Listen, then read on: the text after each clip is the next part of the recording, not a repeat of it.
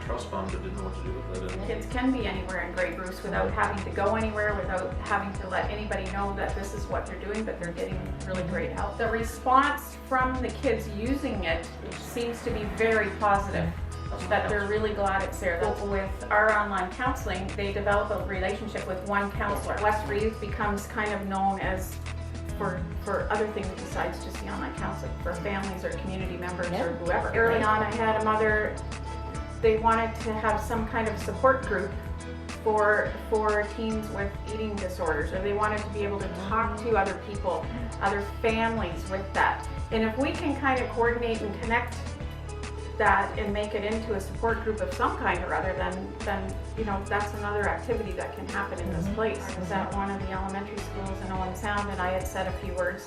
A young boy in grade 7 had come to the office the next day, and because he had heard what I said I need help. It's young kids too, right, that need to know about keeping a good healthy mind and being mentally healthy and so on. And to be out there and to let kids know that they can do this, and you know, looking after your mental health is as important as looking after your physical health, and it's nothing to be ashamed of.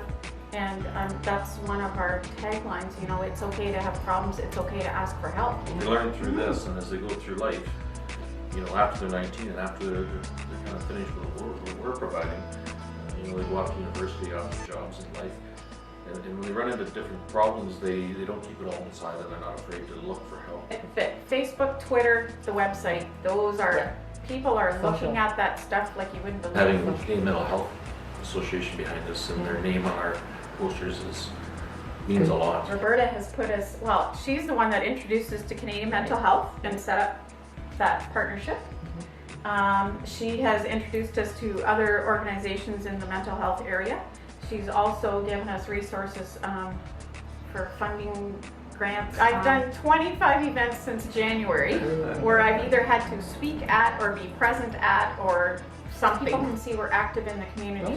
Belmore has their annual ball day this weekend, to which they just called up and said, well, we want to donate all our proceeds to you. We've got a gentleman who wants to do a 40th birthday party concert and wants the proceeds to come to here. We had a gentleman last week or the week before had a retirement party, and instead of presents asked if people would donate to here. But I think people are that supportive because they realize the needs. We have the bigger volunteer group, which are mostly adults.